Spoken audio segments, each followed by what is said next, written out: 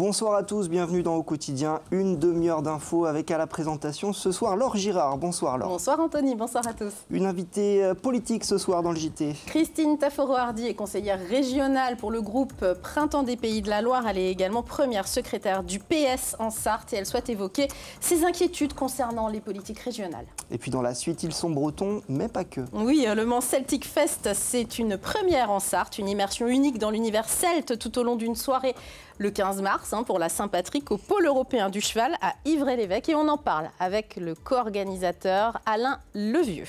Mais tout de suite, place à l'actu.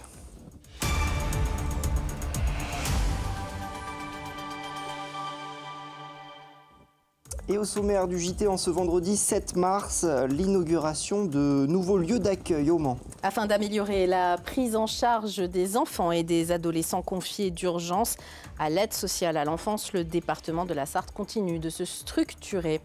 Et puis une institution au Mans, la librairie Doucet, placée en redressement judiciaire, le temps de trouver un repreneur. Et on commence avec le dispositif d'accueil d'urgence pour les enfants et les adolescents qui se renouvelle. C'est la fin d'un long processus de restructuration. Fini l'immense foyer départemental de l'enfance. Aujourd'hui, le département de la Sarthe inaugure 2 nouvelles unités d'accueil d'urgence qui s'ajoutent à la Villa Charbonnière, ouverte en 2023. Un mode d'accueil qui se veut plus familial alors que le département fait face à une augmentation continue du nombre d'enfants confiés. Anthony Piton et Romain Leplay. La chambre est rangée car aujourd'hui c'est le grand jour, l'inauguration de la Villa Fontaine-Picot. Elle a ouvert ses portes fin février et vient compléter l'offre d'accueil du département pour les enfants placés en urgence. 6 places pour des enfants de 3 à 12 ans qui viennent s'ajouter aux 6 places de la maison Gabrielle Loire, aménagée en décembre dernier pour les adolescents, et aux 11 places de la Villa Charbonnière, ouverte fin août 2023. Nous, on est sollicité par la direction enfance-famille, les services de l'ASE, qui nous confient les jeunes. Et il s'agit effectivement, au moment où on est sollicité, de trouver la place qui va convenir le mieux aux besoins de l'enfant. Le département de la Sarthe gère aujourd'hui directement 27 places en accueil d'urgence qui s'ajoutent à celles des associations dédiées à la protection de l'enfance. Depuis plusieurs années, la collectivité fait face à une forte hausse du nombre d'enfants confiés par décision judiciaire. Nous sommes passés en quelques années à 2200, 2300 enfants placés, là où nous n'avions que 1500 il y a donc encore 10 ans. Face à cette augmentation, le département a créé en 5 ans 161 places en établissement médico-social qui accueillent les jeunes à plus long terme. Les unités d'accueil d'urgence, elles, sont destinées à accueillir des enfants temporairement avant un retour dans leur famille ou un placement dans d'autres structures. Nous avons fait le choix de faire en sorte que les enfants soient accueillis dans une ambiance qui leur rappelle un contexte plus apaisé, familial, avec des unités de faible effectif. Nous avions auparavant ce qu'on appelait les foyers de l'enfance, qui étaient des unités très importantes avec un nombre de places élevé, mais qui présentaient aussi l'inconvénient de mélanger des tranches d'âge très différentes. D'autres projets sont prévus à Ruaudin et à Coulennes et devraient aboutir dans les mois à venir. En Sarthe, le budget consacré à l'enfance est passé de 67 millions d'euros en 2021 à plus de 100 millions d'euros en 2024. Un mot de justice avec le dernier verdict qui est tombé dans l'affaire de l'assassinat de Laïc au Mans. L'un des 2 jeunes âgés de 16 ans au moment des faits et qui comparaissait devant le tribunal pour enfants à huis clos cette semaine a écopé de 12 ans de prison. Ce dernier répond du chef d'accusation d'assassinat sur la personne de Laïc le 23 mars 2022 à proximité de la fête foraine du Mans. Le second jeune est condamné à 10 mois de prison pour participation à un groupement en vue de la préparation de violences contre des personnes. Les faits se sont produits sur fond de règlement de compte entre bandes rivales. 12 accusés ont déjà été condamnés par la Cour d'assises des mineurs de la Sarthe en décembre dernier. À la veille de la journée internationale pour les droits des femmes, l'INSEE publie une étude sur les violences en Pays de la Loire. 16 900 femmes ont été victimes de violences physiques ou sexuelles dans la région en 2023. Des faits enregistrés par les services de sécurité et collectés par l'Institut de la statistique.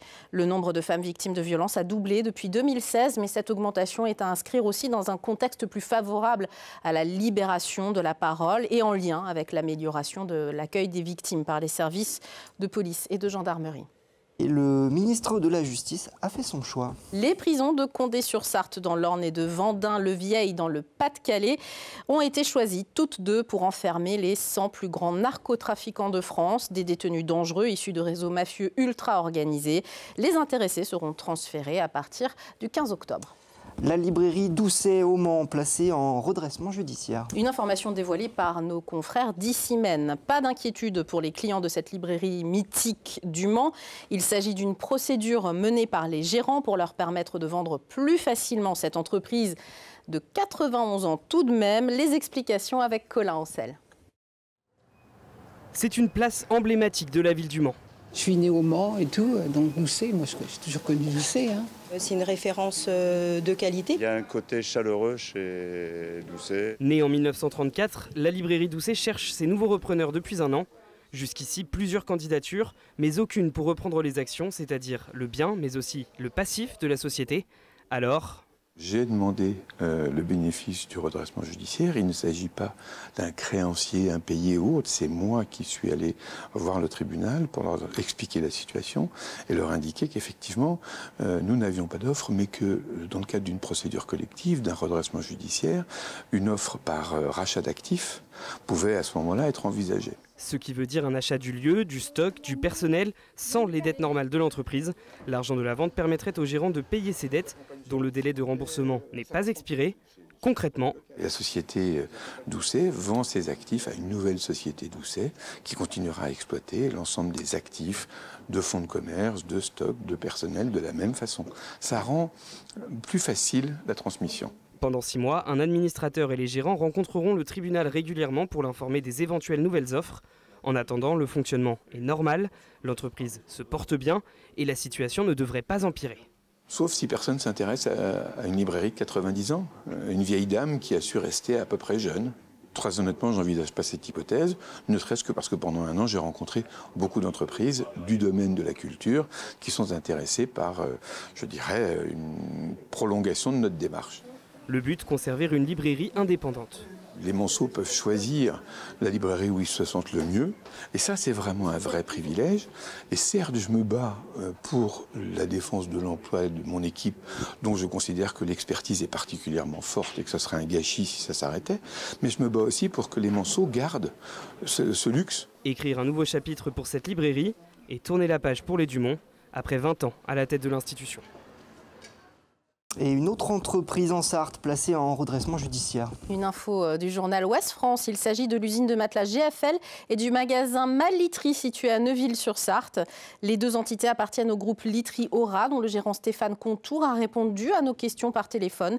Il nous explique que cette décision était nécessaire pour la protection de l'entreprise après une grosse baisse de chiffre d'affaires en 2024. Combatif, malgré tout, il nous affirme avec vigueur vouloir conserver un maximum d'emplois et que les commandes seront toutes honorées. L'activité continue encore sur le site de Neuville avec une vingtaine de salariés dans l'usine et 4 dans la boutique. Notre invitée, c'est Christine Taforeau-Hardy. Elle est conseillère régionale, membre du groupe politique du Printemps des Pays de la Loire. Et également première secrétaire du Parti socialiste en Sarthe. Merci d'être avec nous. Vous êtes inquiète, Christine Taforeau-Hardy, et vous souhaitez parler de ces inquiétudes à la presse ce vendredi. Inquiète concernant la politique de Christelle Morancé et ses coupes budgétaires inédites lors du vote du budget régional avant Noël, on s'en souvient tous. Mais pourquoi revenir là-dessus maintenant, en mars ? Parce que je note comme d'autres une évolution des choses et je pense qu'elle est en train de s'orienter dans une direction qui risque d'être compliquée pour la région. On voit ces prises de parole fréquentes dans la presse, ce qui n'était pas le cas jusqu'à maintenant dans la presse nationale. Et en fait, on voit qu'elle se positionne d'un point de vue national et qu'elle en oublie dans ses propos la région des Pays de la Loire. Une région qu'elle a quand même malmenée fin novembre avec cette session sur le budget où elle a quand même coupé de nombreuses subventions à des associations du monde de la culture, mais aussi sportives, mais aussi agricoles. De façon générale, il y a beaucoup de secteurs qui sont touchés, les missions locales. Donc le monde associatif dans son ensemble. Et en fait, j'ai le sentiment qu'il n'y a même pas une prise de conscience sur les impacts de ce choix politique. Vous pensez que, très concrètement, Christelle Morancé et sa majorité n'ont pas anticipé les pertes d'emplois, notamment, qu'il va y avoir obligatoirement, notamment dans le monde de la culture, par exemple? Alors, c'est un vrai questionnement, parce que s'ils l'avaient réellement anticipé, déjà, ils auraient procédé d'une façon différente. Les associations ont reçu des courriers du jour au lendemain, avec un nombre de mois relativement restreint, puisqu'ils les ont eu courant novembre, voire début décembre, pour une session qui se tenait fin décembre. Donc en fait, il y a une brutalité dans l'annonce. Il n'y a eu aucun échange en amont avec les têtes de réseau, parce que qu'ils ne puissent pas échanger avec toutes les associations, on l'entend. Mais les têtes de réseau, à minima, auraient dû être consultées et au moins averties. Et puis, on ne supprime pas des subventions ainsi du jour au lendemain. Des subventions qui n'ont même pas, ou certaines ont perçu une partie en 2024, pas la suite, pas la totalité. Donc il y a certains retours qui sont faits sur cette partie qui n'a pas été versée sur 2024, mais on n'a aucune visibilité, nous, le groupe d'opposition du Printemps des Pays de la Loire. Vous ne discutez pas de ça avec la majorité en l'état? En fait, on découvre les informations comme vous tous, hein. On arrive à la région où on le découvre dans la presse, où on est alerté par là, par exemple, le monde associatif qui nous avait alerté en amont, mais on découvre ces annonces dans la presse. Enfin, l'économie de 100 millions, alors que je rappelle quand même qu'au départ, l'État demandait 27,7 millions d'euros. Et Mme Morancé a tout de suite proposé 100 millions d'euros. Alors ça veut dire en plus qu'elle renvoie une image des collectivités qui elles-mêmes ne savent pas gérer correctement leur collectivité. Mais est-ce que vous comprenez, est-ce qu'on peut entendre qu'au regard du déficit national, la région recentre finalement son budget sur ses compétences et n'élargisse pas à ce qui n'est pas de sa compétence, comme la culture, par exemple? Quand l'État demande 27,7, on ne propose pas 100 millions. On sait que derrière, ça va être extrêmement compliqué. Ou alors, ça voudrait dire qu'elle recevait beaucoup plus d'argent que ce dont elle avait besoin. Donc, ça pose quand même question. Et puis après, l'État a demandé 40 millions. Donc après, qu'on fasse tous un effort, pourquoi pas, dans une situation extrêmement compliquée. Mais enfin, il faut quand même se rappeler que l'origine du problème, c'est quand même la gestion par Emmanuel Macron et ses gouvernements. Enfin, si on en est arrivé à cette situation-là. Donc ce n'est pas la responsabilité des collectivités qui, elles, doivent présenter un budget à l'équilibre, hein. Au-delà des chiffres, vous parlez de la méthode et on parle de suppression de commissions à venir. Là, vous en savez plus sur ces suppressions de commissions au niveau du Conseil régional? Alors on imagine que la commission culture ne va plus exister puisqu'il y a plus de budget culture. Alors, on se posait la question du devenir de cette commission, puisqu'elle a quand même été largement dépouillée de son contenu, hein, avec toutes ces suppressions et toutes ces disparitions. Donc, il semblerait qu'on ait une autre organisation à venir. Et que mais vous n'avez pas de certitude en la matière, encore une fois, pour l'instant? Non, voilà, il y a eu une information qui a été transmise à notre collaboratrice, mais après, nous, on n'a pas l'information. On devrait normalement l'avoir avec les rapports qui sont arrivés aujourd'hui même. Voilà, donc je vais découvrir ça en rentrant chez moi. Oui, parce que alors, la prochaine plénière à la région, c'est le 20 mars, c'est ça? Donc vous allez avoir effectivement des éléments d'information pour savoir comment on réorganise un petit peu les choses, finalement. Voir un peu comment tout ça va se passer, oui. Ouais. Et puis est-ce que ça modifie aussi le temps de parole des différents groupes, hein, parce qu'on avait un temps de parole par commission. Donc est-ce qu'il s'ajoute ce temps de parole, il est dispatché sur les différentes commissions s'il y a un remaniement complet de toutes les commissions ou pas? Mais il va falloir qu'on sache un petit peu ce vers quoi nous allons tendre. Dans ce contexte, est-ce que vous, les deux groupes d'opposition, les deux groupes de gauche, finalement, vous avez des leviers pour faire entendre votre voix aujourd'hui? Alors c'est toujours plus compliqué, bien sûr, quand on est dans la minorité, mais je pense qu'il a, là, avec ce qui s'est passé au mois de décembre, il y a une prise de conscience des gens, voilà. Qu'il est important de faire attention à ce que l'on vote, pour qui l'on vote. Parce qu'on s'attache des fois quelque peu... Là, vous parlez du grand public, vous parlez des électeurs en général. Les échanges que j'ai avec un certain nombre, quand même, c'est ils se fient à une image, ils se fient à une tendance peut-être, mais en fait, ils ne sont pas forcément plus attentifs à ce qu'il y a dans un programme. Et encore, elle a annoncé des choses dans le programme qu'elle ne met pas en place. La tarification sociale dans les cantines, c'était dans son programme. Nous, on est monté au créneau, aussi bien mon groupe que l'autre groupe d'opposition, on est monté au créneau à différents différentes reprises, et notamment en commission puis en session. Et en fait, on a fini par avoir une réponse négative là dernièrement, mais on l'a portée à plusieurs reprises, parce que dans une situation difficile comme celle que connaissaient les familles avec l'inflation, il y avait déjà les augmentations des transports scolaires. C'est en constante augmentation d'une année sur l'autre. Et donc, on estimait que la tarification sociale pour les cantines, ça ne pouvait qu'aider les familles. Et on voit bien que les endroits où ils l'appliquent, les enfants viennent manger davantage le midi dans les établissements scolaires. La suite de ces politiques et de ces changements politiques au niveau de la région, eh bien, ce sera le 20 mars donc en plénière, et on suivra évidemment ce qui se passera et on suivra les débats de cette plénière. Merci Christine Taforo-Hardy. Merci à vous.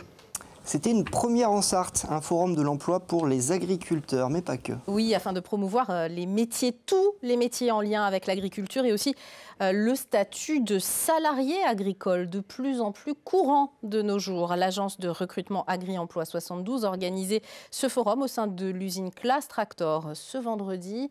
Le point avec Xavier Debure, responsable d'Agri-Emploi 72. On a de plus en plus de besoins de main-d'œuvre d'emploi salarié, d'où la création de ce premier forum. Aujourd'hui, on va retrouver des exploitations, on a beaucoup d'exploitants, l'ensemble des filières est représenté. On a une vingtaine d'exploitants qui sont présents ce matin, on en aura autant cet après-midi. Et puis on a aussi des entreprises qui sont support à l'agriculture, je pense au cabinet d'expertise comptable. Évidemment, l'usine Claas qui recrute aussi est présente puisqu'on est sur leur site. Et puis on va retrouver, au-delà de tous les exploitants qui recrutent, on va retrouver tous nos partenaires qui vont aider justement à faire le lien entre candidats et puis exploitants. Et puis le salon de l'agriculture à l'honneur dans le débat sartois ce samedi sur LMTV Sarthe. Une semaine après le fameux salon, des représentants de filières et des agriculteurs viennent nous dire en quoi c'est toujours intéressant de participer à ce grand rendez-vous national, car qui dit médaille au concours général agricole dit retour sur investissement évidemment. Bravo d'ailleurs à la filière Les Ports Sartois qui revient avec une médaille d'or du salon de l'agriculture pour la première fois depuis sa création il y a plus de 30 ans. On en parle dans cette émission. Et puis ces médailles, c'est de quoi vendre encore plus de rillettes notamment. Vous le verrez. Bref, rendez-vous samedi à 19h pour la première diffusion du débat sartois. Et puis rediffusion au cours de la soirée, vous le savez. Ainsi que le dimanche, vous n'avez que l'embarras du choix pour regarder cette émission. Merci beaucoup Laure, restez avec nous au quotidien, continue dans quelques minutes juste après la pub et la météo. On sera avec Alain Levieux, co-organisateur de Le Mans Celtic Fest. A tout de suite.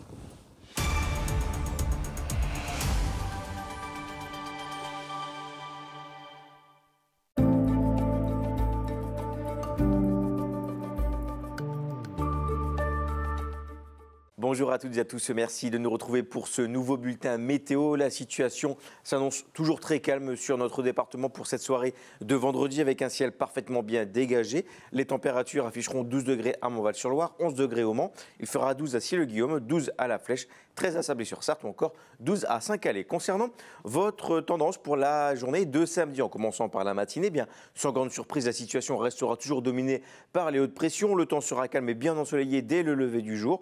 Les températures, quant à elles, afficheront 7 degrés au Mans. Nous aurons 6 degrés à Mamers, 5 degrés à Saint-Calais, 6 degrés à Montval-sur-Loire, 8 degrés à La Flèche, 5 à Sablé-sur-Sarthe. Pour votre seconde partie de journée, les conditions météo resteront toujours très calmes et bien ensoleillées, même si les nuages seront un peu plus nombreux. Il faudra d'ailleurs en profiter car l'anticyclone, malheureusement, va nous quitter. Côté température, elles sont encore printanières. 17 degrés au Mans, 16 degrés à Mamers, 17 à La Flèche, 16 à Montval-sur-Loire ou encore 15 à Saint-Calais, 16 à Sablé-sur-Sarthe.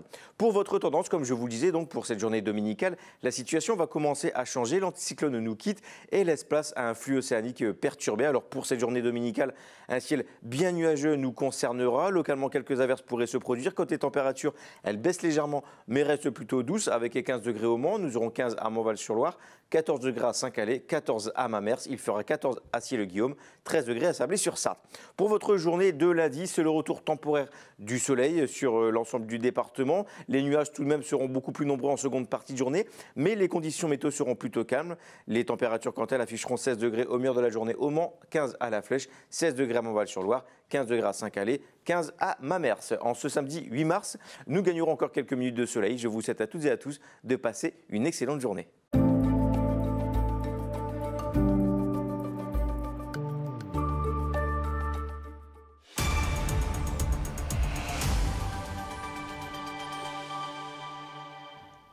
De retour sur le plateau de Quotidien, c'est vendredi, c'est bientôt le week-end. On est déjà le 7 mars, ça sent le printemps dehors et nos partenaires Air Pays de la Loire nous le disent que dans la Sarthe, les niveaux d'ozone sont un peu élevés. Ils entraînent localement une dégradation de la qualité de l'air. Samedi, l'indice devrait se situer à un niveau moyen sur l'ensemble de la région, selon leurs prévisions. Voilà, rien d'anormal, malgré tout. Je suis avec notre invité. C'est pas pour ça que je me suis habillée en vert, mais je suis un petit peu aux couleurs finalement de cet événement. Alain Levieux, vous co-organisez le Mans Celtic Fest. Oui. Ça va se passer le 15 mars. C'est 2 jours avant la Saint-Patrick, mais on va dire que c'est pour la Saint-Patrick que vous organisez ça. Exactement. On voit l'affiche de cet événement, ça dit ce que ça veut dire. Au pôle européen du cheval à Ivry-l'Évêque, vous proposez un festival de musique celtique, mais pas que. C'est tout un village que vous souhaitez créer. Une immersion totale dans l'univers irlandais, écossais, anglais, breton, enfin bref, celte. Avec d'abord des concerts, des beaux rendez-vous, 3 groupes. Allez, je vous propose de regarder tout de suite Boudram. Premier concert, ça commence à 18h30, début de soirée. Un groupe du Maine. Pourquoi avoir choisi déjà de commencer cette soirée avec ce groupe Boudram ? Boudram, oui, il y a Ram, mais c'est surtout parce que Boudram, c'est de la balade irlandaise. Et comme c'est la période et c'est l'heure où les gens vont manger, et ben, ça fait un peu, j'allais dire, café. Et surtout, ça va donner l'occasion de se tenir un peu les coudes et de bouger tout en buvant et en mangeant des produits irlandais. On les voit là, ils tournent pas mal dans les cafés du Mans, dans les bars du Mans, très très régulièrement. Si vous vous promenez un petit peu, que vous allez prendre l'apéro de temps en temps, vous pouvez les voir en fait. Oui, c'est ça. Et c'est vraiment une ambiance là, comme on voit là, plutôt sympa, festive. Et puis évidemment, ils chantent des chants traditionnels irlandais. Là, c'est Dirty Old Town. Évidemment, tout le monde connaît cette chanson. Un classique des Pogs. Tout à fait. On continue la nuit, la soirée avec Excalibur. Coup de cœur parce que, bon, vous connaissez sûrement, si vous êtes sartois, si vous regardez LMTV depuis 30 ans maintenant, Crêpes au sucre. Et Crêpes au sucre, bah, à un moment, a arrêté un petit peu comme tous les groupes. Et puis ça a recommencé et c'est devenu Excalibur. C'est cela même. Super rencontre, ça. Super rencontre. Et puis surtout, on a la chance d'avoir un vrai sartois qui est à la tête de ce groupe, et qui en plus accessoirement est un peu original puisque d'habitude les batteurs sont derrière, lui il est devant. Ouais, c'est Florian Lebel. Je vous propose de regarder un petit extrait d'Excalibur, si vous voulez bien.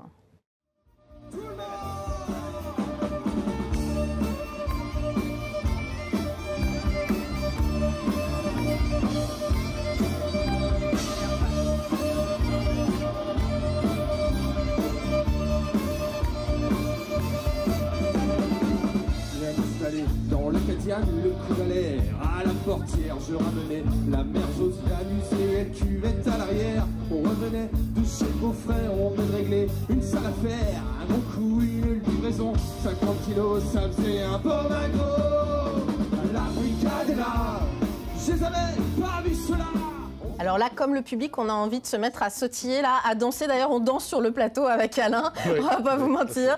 Et c'est vraiment l'idée de l'ambiance que vous voulez donner à cette soirée, quoi. C'est l'ambiance danse, fête, c'est la Saint-Patrick, quoi. C'est la Saint-Patrick, et puis on a voulu faire quelque chose de très original et qui ne se faisait pas auparavant. Il y a d'autres fêtes celtiques tout autour de la Sarthe, mais en Sarthe, il n'y en avait pas, et celle-là va être assez grandiose. Vous avez comblé un manque finalement. On termine avec ceux qui ne sont pas les locaux de l'étape, mais alors par contre, pardon, c'est une belle pioche, c'est une belle prise, parce que Comrades, c'est un Irish band, ils viennent de Toulouse, mais en fait ils font le tour du monde ces gens-là, d'Europe, ils vont partout, ils ont été à Saint-Pierre-et-Miquelon, ils sont très très connus. Oui, ils ont même été en Suisse. Non, je plaisante. Je plaisante, mais c'est pas un pays celte, mais c'est bien. Non, c'est pas un pays celte, mais ça prouve qu'ils sont capables de chanter partout, et on est très très très content de les avoir parce que c'est un peu la tête d'affiche. Ils ont même une bande-annonce. C'est pour vous dire comme ils sont structurés. On va regarder un extrait de la bande-annonce si vous voulez bien. Oui. Toute toute la musique de peuple d'Irlande dans une ambiance surréaliste. Comrades Irish Band. Un show interactif survitaminé. Le Comrades Irish Band. En tournée en France toute l'année. Un concert événement.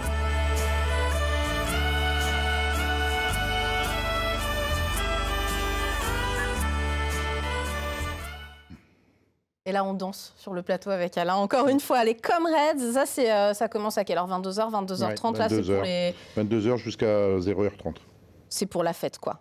Ah ben on finit par eux, on bouge avec eux et les autres vont nous aider à monter en puissance. C'est la première édition. L'année prochaine, vous savez déjà qu'il y en aura une deuxième parce que vous imaginiez au départ, c'est une très belle histoire, vous imaginiez au départ juste combler un vide dans cette période de l'année où il n'y a pas grand-chose comme événementiel. Au final, vous êtes parti à plus de 1000 participants, voire beaucoup plus que ça. Oui, en fait, c'est une belle histoire. C'est l'histoire de... Moi, je suis directeur commercial. Ça veut dire qu'en clair, j'étais directeur commercial d'un garçon qui s'appelle Benoît Chevalier, Technilights, qui a l'habitude de sonoriser et autres. Et puis, on a regardé les trous dans la raquette, ce que moi j'appelle en commerce le trou dans la raquette. Et on a vu qu'il y avait mars et octobre-novembre. Et on s'est dit, qu'est-ce qu'on pourrait faire pour faire bouger la Sarthe? Et moi, qui connaissais un autre qui n'était pas un de mes clients, mais une de mes relations professionnelles, qui s'appelle William Sarrazin Traiteur, et ben, on s'est mis ensemble autour d'une table. On a fait du brainstorming autour d'une bière ou deux. Hein, c'est le cas de le dire. Avec modération.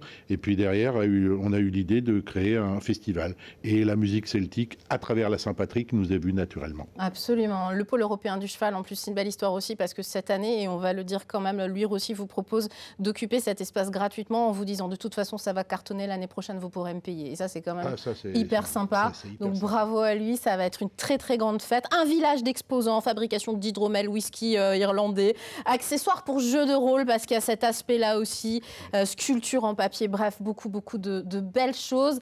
Tarif à partir de 18 €, vous pouvez réserver vos places, allez sur le site lemans-celticfest.fr. Vous allez pouvoir, par le biais du Hello Asso, réserver soit 18 € juste pour les concerts, la soirée, mais 28 € avec la restauration, c'est bien aussi. Vous pouvez manger évidemment sur place, vous pouvez aussi y aller comme ça, sans réserver, mais c'est plus pratique de réserver parce que... Ça va nous aider. Voilà, ça va nous aider. Et puis vous passerez plus vite. Merci mille fois en tout cas pour cette très très belle initiative. On a très hâte de venir au Celtic.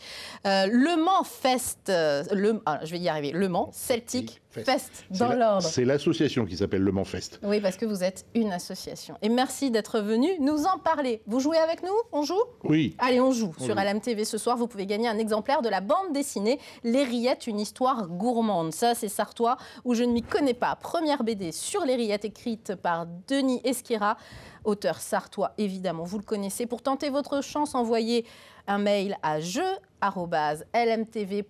Vous écrivez votre nom, votre numéro de téléphone pour que Laurence puisse vous rappeler si vous avez été tiré au sort. À 19h, c'est vendredi, vous retrouvez Aurel Cayos et ses Sartois du web. Et ce soir, attention, attention, il reçoit une grande star internationale du rap, l'artiste Akon, qui était en showcase chez nos confrères de Suite FM il y a une dizaine de jours. Il a un petit message pour LMTV, regardez.